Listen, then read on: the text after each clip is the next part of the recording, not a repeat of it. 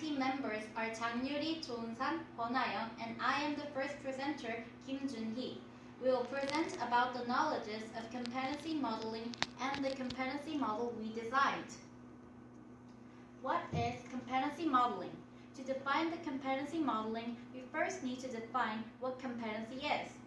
The dictionary meaning of competency is that it is an ability you need to do well or efficiently in a specific job role. However, we thought the word competency in the competency modeling meant something more than that. We thought competency is beyond mere skills, knowledge, and attitude needed in performing a certain task, which can be measured by test scores existing standards. But rather, in our definition, competency is something that adds to the skills, knowledge, and attitude needed for the role and speaks through the outcomes of the performance, not through the test scores. Competency is a personal capacity which can show by making higher performance from the same ability and environment of others. To support our explanation of competency, we sorted out several characteristics of it. First of all, competency has to be situation reactive. One's competency can be regulated into being a normal performer or a high performer by the achievement standards and the working environment proposed by the organization. Even in the same organization, a certain behavior, which is the basis of the competency regulation, can be appreciated differently. Also, even though it is the same competency, it can be regarded differently depending on what job is being done. Secondly, competency focuses on performance. Competency plays a core role when performing a high achievement. Competency that leads to high achievements can be shown from the higher performer consistently and therefore is a predictive factor.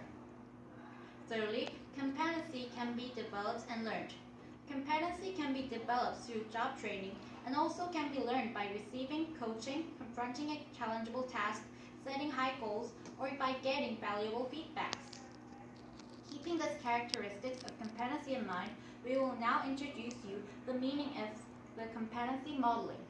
Competency modeling is an activity of systematically extracting the competency model that includes the knowledge, skills, and attitude in order to perform the results intended and to maximize the achievement. Now you may ask, how can we use the competency model? What is competency modeling important? Why is competency modeling important? You can find the answer from the following list showing the advantages of the competency model. First of all, competency model helps creating a more effective hiring process by facilitating the placement of candidates to appropriate opportunities. Also, in many companies, competency models are used in developing competency-based HR processes to augment employee and leadership development. Competency model can bring structure and coherence to performance management functions by standardizing development criteria. Using competency models to target training needs leverages a powerful asset to promote a workforce that is equipped and prepared to succeed. It can also help in creating a unified corporate culture. The creation of a common culture can unify employees in a decentralized corporate environment. As a framework, it can help to align the HR system vertically with the other HR functions to ensure harmony and consistency. Competency model sets expectations for success and enables employees to self-manage their performance. Now Yuri Tang will continue the presentation. Hello, I am the second presenter of our team and I am going to introduce our competency model of HRD professionals. In a fast-paced, extremely dynamic and global economy, the need for organizations to have competent workers is even more important than before. Therefore, HRD professionals should be competent in their role to develop and stimulate workers' expertise through training and development to meet the current and future job demands. Before we look at 2014 ASTD competency model, this is the former version of competency model. As the society changes at a at a fast rate, some elements were added and enhanced. These are some of the elements that are newly added and focused on. Firstly, keeping up with emerging technologies and matching the appropriate technology with the right learning opportunities. Secondly, moving beyond the role of delivering of training to a facilitator of learning and builder of learning communities. Thirdly, influencing the learning styles and preferences of new generations entering the workforce and capturing the knowledge of those leaving the workforce. Through these changes, competency model that is more effective and up-to-date was created, which is the 2014 competency model. The model can be divided into two categories, which is foundational competencies and T&D areas of expertise. Foundational competencies are the competencies that everyone in the field needs despite any job roles. And T&D areas of expertise are the competencies that are specialized to the role of HRD professionals. In creating our own model, the goal of our competency model was shedding the old efficiency. When we talk about goals of performances, we often talk about efficiency. However, efficiency that we wanted to seek is not about making the most outcome out of the shortest time and input possible, like the old efficiency. Rather, it is about making things more significant to the future, even if it takes more time or makes less visible outcomes.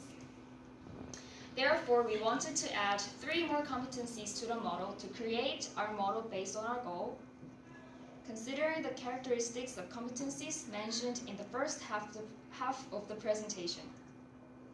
Those 3 competencies were cognitive harmony, systematic evaluation, and advancement. First competency that we wanted to add was cognitive harmony. No one would be able to deny that we are now living in a flood of information, and this will continue for the rest of our lives. Therefore, knowing more knowledge or having more information is not as important as before. It is about discerning what information to accept and using them wisely to exert creativity, so that we are not experiencing cognitive dissonance. Second competency is systematic evaluation. People are now aware of the importance of feedback. However, in many cases, feedback seems like a formal matter and is not practiced enough. This is largely because the person receiving the feedback is not provided with enough information to actually implement what needs to be improved. Therefore, providing people with specific guidelines to help them actually solve the problem is one of the jobs of future HRD professionals. Lastly, advancement. Putting efforts to advance one thing further is more important than constantly proposing new things and changing what is already existing. Because in today's society, where we already have a lot of activities and performances, overcoming errors and improving with the flow of trends will result in a differentiated and creative outcome. This is what our final model looks like. Thank you.